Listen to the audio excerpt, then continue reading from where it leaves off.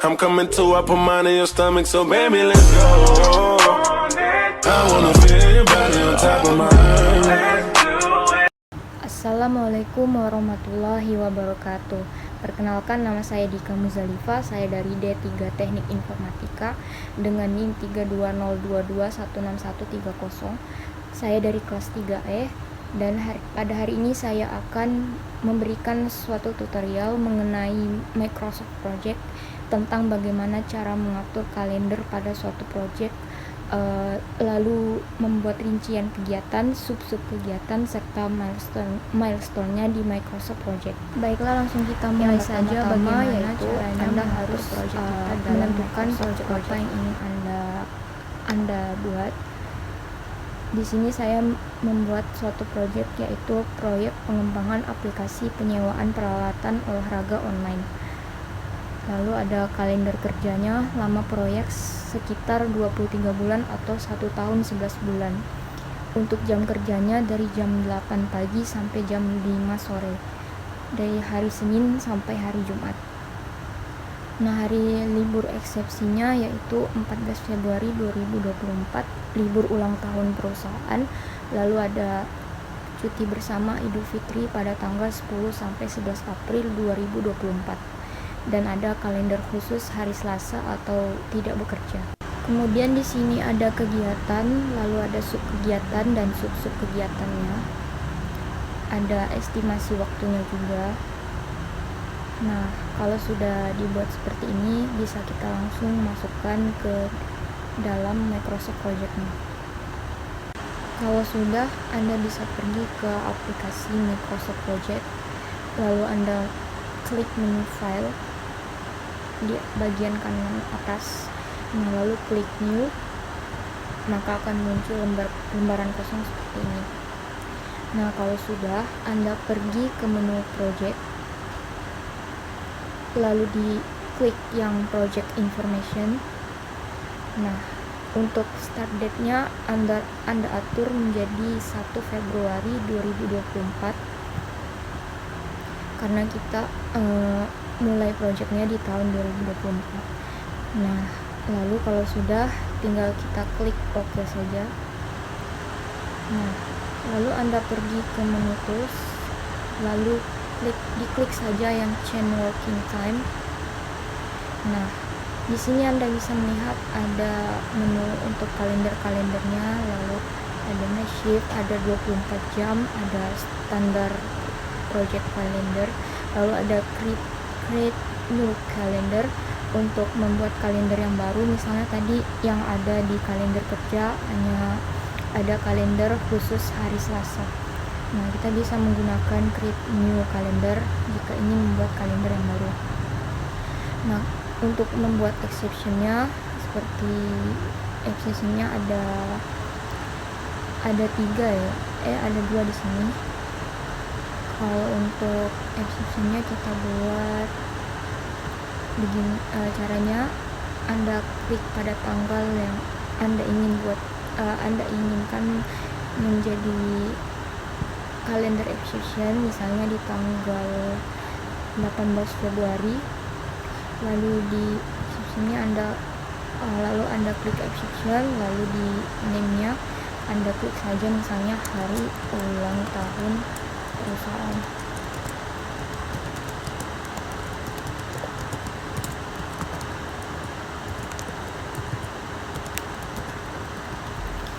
Nah, kalau sudah, tinggal diklik biasa, lalu di sini akan muncul tanggalnya sendiri. Nah, lalu ada exception hari ulang tahun on kalender standar.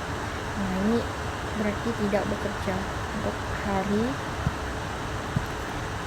Kamis pada tanggal 18 Januari ya. 18 Januari, maaf. Maksudnya 18 Januari 2024 adalah hari ulang tahun perusahaan. Nah, untuk yang exception yang lainnya yaitu di tanggal 10 sampai 11 April 2024 cuti bersama Idul Fitri. Kita cari bulan April. Sama seperti sebelumnya, diklik exception, lalu di tanggalnya diklik saja 10 April, lalu diklik pada NIM ini. kita tuliskan misalnya cuti bersama Hari Raya Idul Fitri.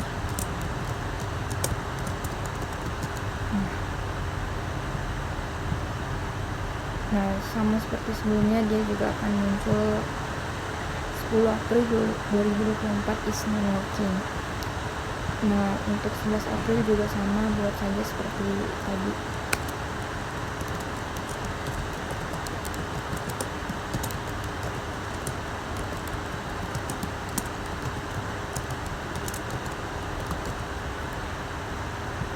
Oke, yang exceptionnya sudah selesai. Lalu kalau sudah kalau yang exceptionnya sudah selesai, kita bisa buat kalender baru yang kalender khusus hari Selasa ini tidak bekerja. Nah, untuk kalender hari Selasa, khusus hari Selasa, bisa kalian klik create new calendar, lalu ubah namanya menjadi khusus hari Selasa, lalu diklik saja OK. Nah, lalu kita klik kalendernya. Nah, untuk membuat misalnya ingin membuat khusus hari Selasa itu tidak bekerja, nah maka jangan klik exception lagi, maka yang harus kita klik itu work weeks. Nah, kalau sudah, kita pergi ke menu details. Nah, untuk membuat supaya kalau hari Sabtu kan sudah semestinya tidak bekerja, lalu hari Sabtu, lalu hari Minggu, lalu hari Sabtu juga. Nah, lalu kalau Senin jam kerjanya dari jam 8 sampai jam 5 sore seperti biasa. Nah, untuk hari Selasa kita atur saja menjadi set days to non working time seperti ini. Nah, maka jam kerjanya akan hilang otomatis, lalu diklik saja OK. Nah, maka ada pengecualian untuk yang dengan color seperti ini artinya tidak bekerja. Lalu exception day itu akan bekerja seperti ini. Nah, seperti ini. Nah,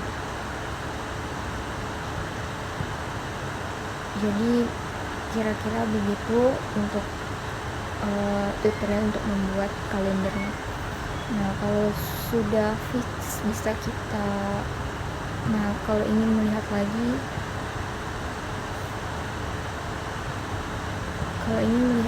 kalendernya bisa dicek saja seperti tadi exceptionnya. Nah, exceptionnya untuknya ada 18 Januari itu adalah hari ulang tahun perusahaan, maka libur.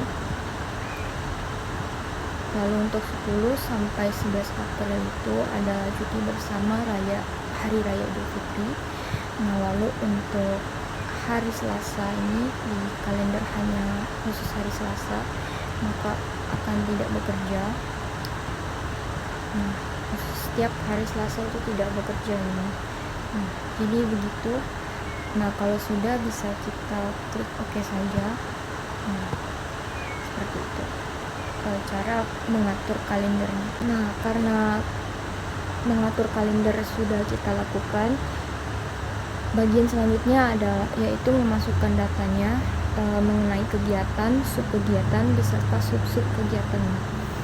Nah, karena di sini sudah ada kegiatan beserta sub kegiatannya, maka mungkin bisa langsung kita copy paste saja.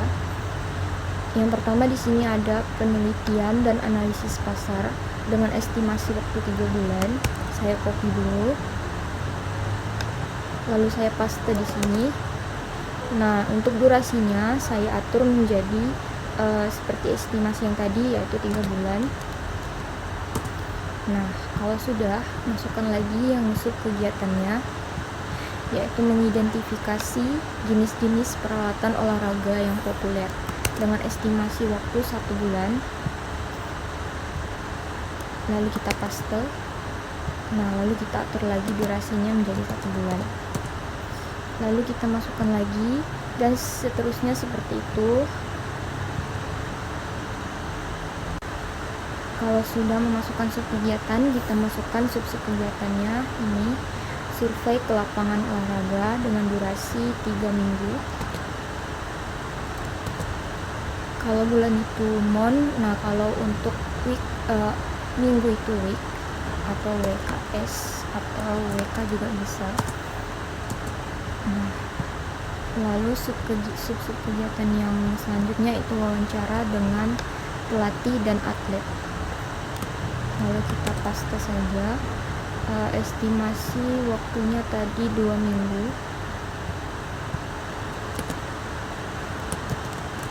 Nah, bisa kita lanjutkan sampai selesai. Nah, kalau sudah dibuat kegiatan beserta sub kegiatan dan sub kegiatannya. Nah, di sini ada kegiatan yang pertama yaitu penelitian dan analisis pasar. Lalu yang kedua ada perencanaan fitur. Kegiatan yang ketiga yaitu desain aplikasi. Yang keempat ada pengembangan aplikasi. Yang kelima ada pengujian. Lalu yang terakhir, yang keenam, peluncuran dan pemasaran. Nah, kalau sudah, tinggal kita atur saja supaya lebih jelasnya subtes-tesnya. Kita inden sekali itu untuk kegiatan. Nah, dia akan seperti ini otomatis. Lalu untuk kegiatan itu kita inden 2 kali. Nah, yang ini begini juga kita inden 2 kali. Lalu analisis tren penyewaan peralatan itu kita inden sekali. Lalu ini inden 2 kali untuk kegiatan. Studi kompetitor kita inden 2 kali. Nah, seterusnya diteruskan sampai ke tes yang 43. Kalau sudah, maka hasilnya akan seperti ini. Di sini ada kegiatan beserta sub kegiatan dan sub kegiatannya.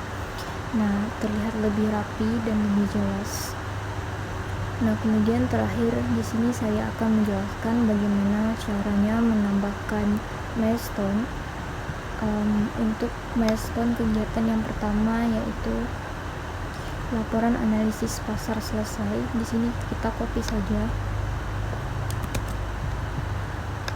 Nah, lalu diklik yang angka 8 ini karena dia ada milestone di kegiatan 1, maka yang di sini kita klik saja untuk mengosongkan barisnya. Nah, kita klik kanan lalu kita new test. Nah, lalu kita paste saja di sini. Karena dia ada milestone, kita buat dia seperti ini agar lebih jelas. Nah, kita atur di sini menjadi 1 hari. Nah, lalu untuk milestone selanjutnya juga seperti itu, dan diteruskanlah sampai kegiatan yang ke-6. Kalau sudah dibuat milestone-nya, maka tampilannya akan seperti ini ketika telah ditambahkan milestone. Milestone yang pertama ada di kegiatan pertama yaitu penelitian dan analisis pasar. Ada milestone laporan analisis pasar selesai. Milestone yang kedua yaitu dokumen fitur selesai. Yang ketiga prototype desain selesai. Yang keempat versi alpha selesai. Yang kelima selesai pengujian. Yang keenam aplikasi diterbitkan dan proyek selesai.